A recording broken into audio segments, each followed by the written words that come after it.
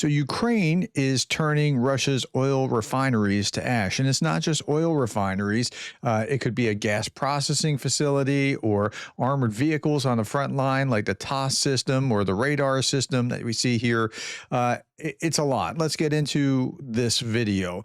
My name is Darren Gertis. It's October 19th, 2025. I'm just a professor trying to provide context in the war in Ukraine. So here, morning in Novokubishevsk. Okay, the oil refinery keeps burning in Russia's Samara Oblast. Samara Oblast is a long way away, 1,000 kilometers from the Ukrainian border. A huge fire can be seen from Samara. The refinery produces annually 7.9 million tons in oil products. So that's one hit. A second hit, Russian gas processing facility in Orenburg after tonight's drone attack. So that's clearly problematic there. Reports from Orenburg say an explosion occurred near the local gas processing plant. No official confirmation yet, but you saw the big fireball. But local channels are pointing to a possible UAV strike. I think it's pretty likely. Okay, Gazprom plant in Orenburg, the same one, is right near Kazakhstan. The Orenburg facility processes natural gas, condensate, and sulfur products. And where is it? All the way out here near Kazakhstan. That's a long way to be traveling for the drone attack. But the hits just keep coming. Another Russian mobile radar destroyed behind the lines, this time a Costa 2E2. It's always fascinating to me when radar systems get hit, because radar systems, like, isn't your whole job to prevent this, like to know that something's coming? And then a Ukrainian Signum drone unit damaged Russia's TOS-1A rocket launcher system near the Liman sector. It's one of these things. And so, again, hit after hit after hit.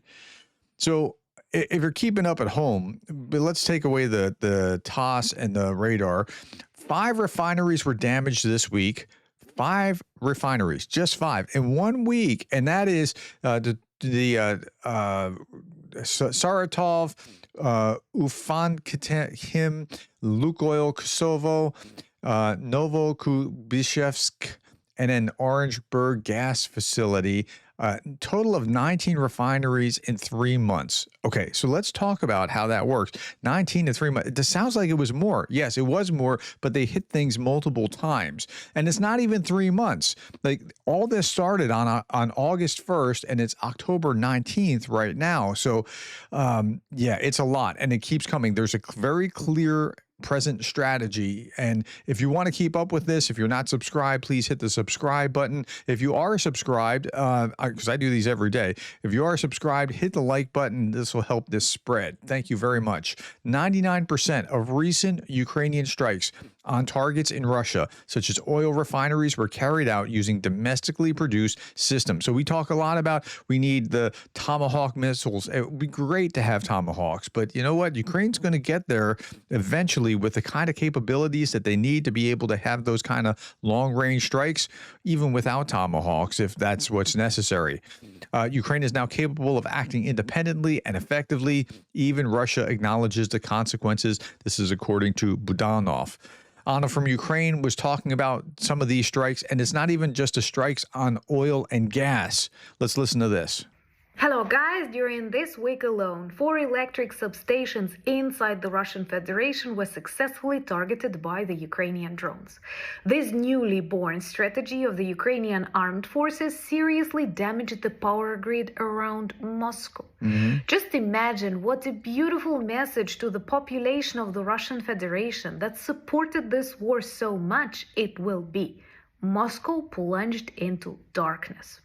What's interesting, it goes perfectly well together with another Ukrainian strategy to paralyze the Russian oil refining industry.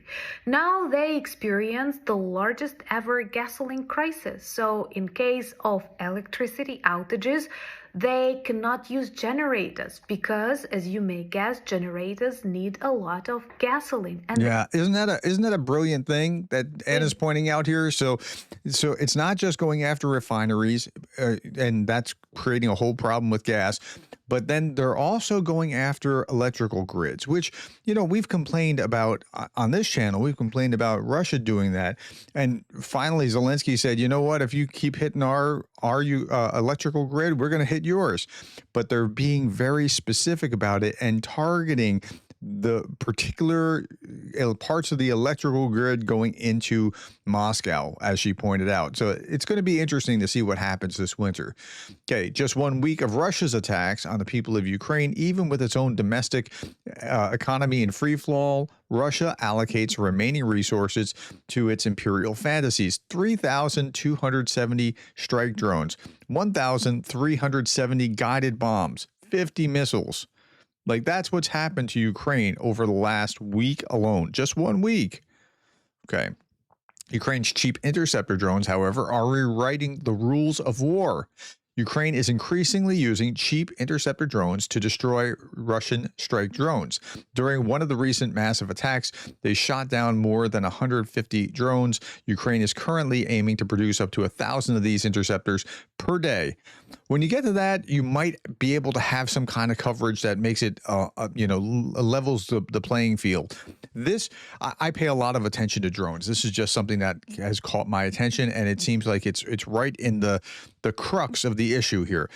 When this technology is fully orbed and it's well developed and it's working, it'll change the fear that Russia is trying to impose on Ukraine nightly. I think this is the way of the future. This is something to keep an eye on. Now, I usually show something like this at the end. This is China, and China is doing this drone. These are drones in China in the sky. Okay, impressive. And to be honest, a terrifying video. Over 16,000 drones flew up into the sky in China, setting a new Guinness record. Just like last year, one computer was used to manage the whole show. The system tracked each drone in real time. So it's an impressive thing to watch, but when you can have a swarm of drones managed by, say, one controller doing something like this, imagine if it had a military purpose and it could be doing something to you rather than to show you something. Yeah, I mean, just this makes me nervous. This is where the future's going. Okay, let's look at the battlefield. 1,000 Russians off the battlefield. This is the average for the year, which will bring this number here to 1,200,000 by about New Year's Day. 1 tank off the battlefield, 3 armored fighting vehicles, 45 artillery systems, 2 multiple launch rocket systems, and 126 vehicles and fuel tanks. I only mentioned this because we talked about one of these earlier in the video. Okay, now when we were talking about this average number of 1,000, what you saw was a higher number at the beginning of the year, and then you saw a drop in the summer and then start to tick back up. And we see this with Andrew Perpetua's numbers. He just him cataloging when he sees vehicles being hit, 135, 132, 142, 116, and then it drops. 102 in June, 107 in July, and then it starts ticking back up. August, 113, 125. October, it's now up to 148. Right? So that mirrors what we know writ large over the entire country.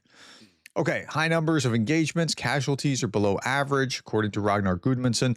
Across direction, Russian invaders conducted 39 assaults. That's lower than I would have expected, but that means that there are more assaults elsewhere if there are high numbers.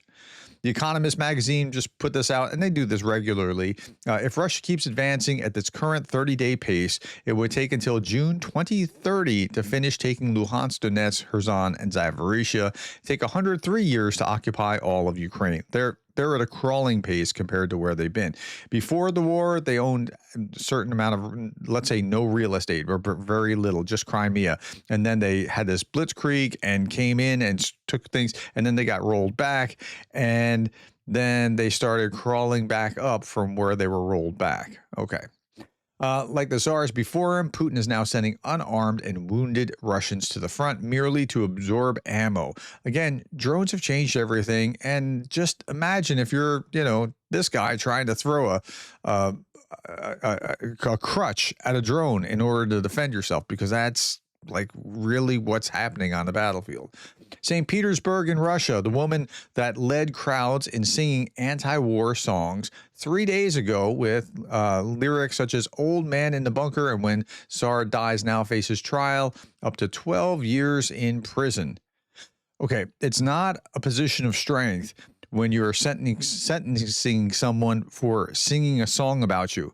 It's a position of weakness. It's an admission of weakness that you can't. You're that terrified that people are going to sing a song about you. Yeah, but that's where they are. Out of 140,000, or sorry, 140 million Russians, only two solo pickets broke out in Moscow and Novosibirsk.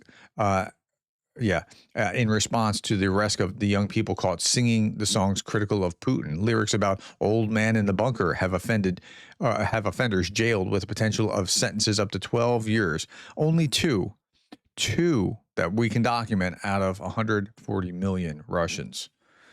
Okay, coffee's always a good idea. I don't begrudge him this at all. I'm kind of a tea guy myself, right? I mean, that's just the way that I roll. I prefer tea over coffee. Okay, but I have a real question for you. I'm thinking about doing something. I'm thinking about opening a YouTube store where I could create a passive income stream of where the profits go to some kind of cause, bandages or gauze or like some kind of humanitarian thing, drones, whatever. So if I create a YouTube store with some kind of merch, and I'm not sure exactly what that would be. Maybe a coffee mug, something like be polite. It annoys the trolls with my face on, whatever it is. Um, what do you think about that? I mean, do you think that's a good idea? Okay. I just put that in the comments below. I'd like to hear what your feedback. Shout out is to Wendy Holmes, YouTube undergrad YouTube member. And then this, I want to leave you with this image from United 24. We're talking about even combat cats need some time to sleep. Those animals are actually really valuable. And I'll explain why here. Cats reduce the risk of death from heart attack by 33%, according to scientists. This came out not too long ago. A study by University of Minnesota found that cat owners are less likely to die from cardiovascular diseases. Research followed more than 4,000 people over 20 years and discovered that those who kept cats at home have nearly 1/3 lower risk of dying from myocardial infarction. That means a heart attack. Cats stabilize emotional well-being and have pronounced cardioprotective effect, he noted.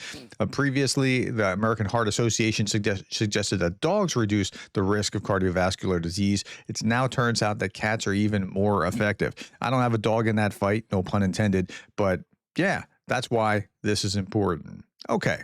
That's all that I have, my friends. Thank you for your time. Thank you for the likes, the shares, and the subscribes. And thank you for being the kind of person that cares about Ukraine.